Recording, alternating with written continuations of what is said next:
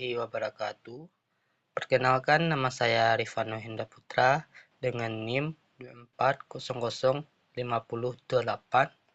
Saya di sini akan menjelaskan tentang tugas saya di mata kuliah Perencanaan Pembelajaran Pendidikan Nonformal.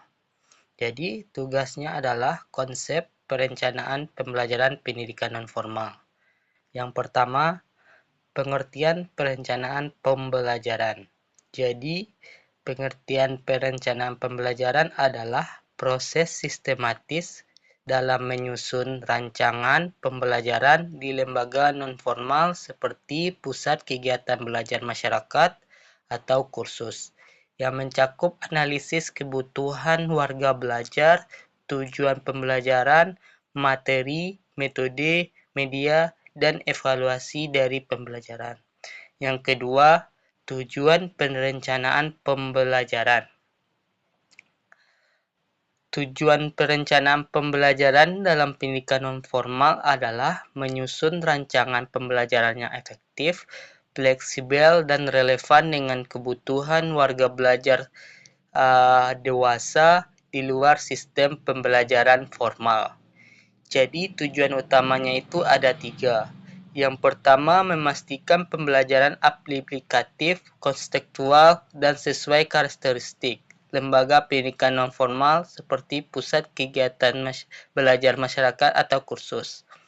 Yang kedua, membekali peserta dengan kompetensi nyata melalui analisis kebutuhan, tujuan, materi, metode, dan evaluasi. Yang ketiga, meningkatkan hasil yang terarah dan terukur, berbasis proyek untuk integrasi teori praktik. Yang C, fungsi perencanaan pembelajaran dalam pendidikan nonformal. Fungsi pembelajaran pendidikan nonformal adalah menyediakan pedoman sistematis untuk aktivitas belajar yang efektif di lembaga seperti pusat kegiatan belajar masyarakat atau kursus, dengan fokusnya yaitu pada kebutuhan warga belajar, terutama orang dewasa. Fungsi utama sebagai acuan pelaksanaan, pengendalian, dan evaluasi program pembelajaran secara periodik.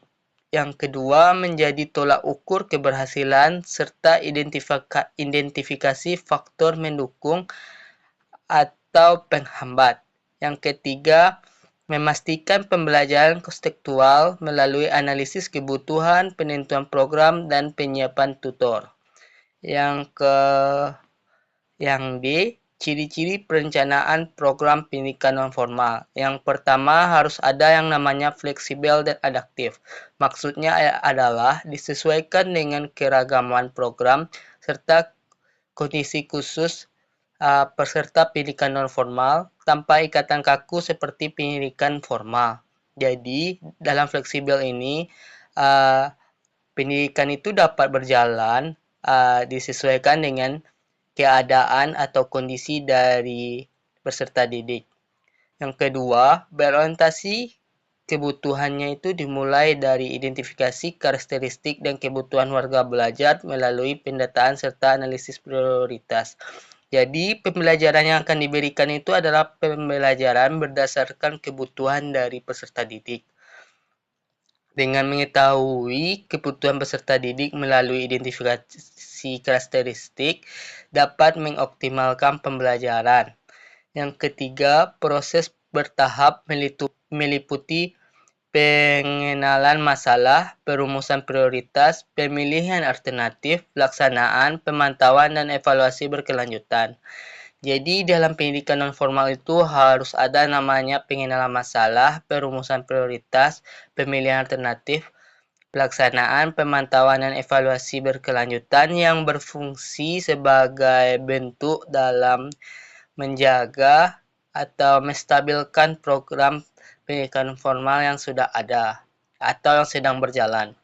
Yang keempat, berbasis partisipatif, yakni melibatkan pemangku kepentingan untuk memastikan relevansi dan efisiensi program. Jadi dengan melibatkan seorang tokoh penting di yang mempengaruhi Kegiatan program pendidikan non formal atau pembelajaran tersebut dapat meningkatkan efisiensi program.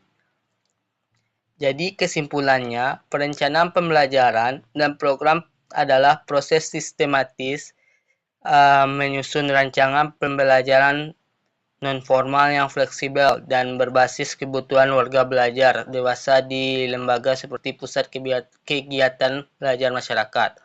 Tujuannya itu memastikan pembelajaran efektif, relevan, dan terukur untuk membekali kompetensi nyata melalui analisis kebutuhan hingga sampai tahap evaluasi. Fungsinya menjadi pedoman pelaksanaan, pengendalian, serta tolak ukur keberhasilan program secara periodik dan konseptual. Ciri-cirinya itu fleksibel, adaptif, berorientasi kebutuhannya pada proses yang bertahap, dan partisipatif dengan fokus pada konteks lokal. Sekian dari penjelasan dan sedikit materi dari saya. Bila ada kesalahan, saya mohon dimaafkan. Assalamualaikum warahmatullahi wabarakatuh.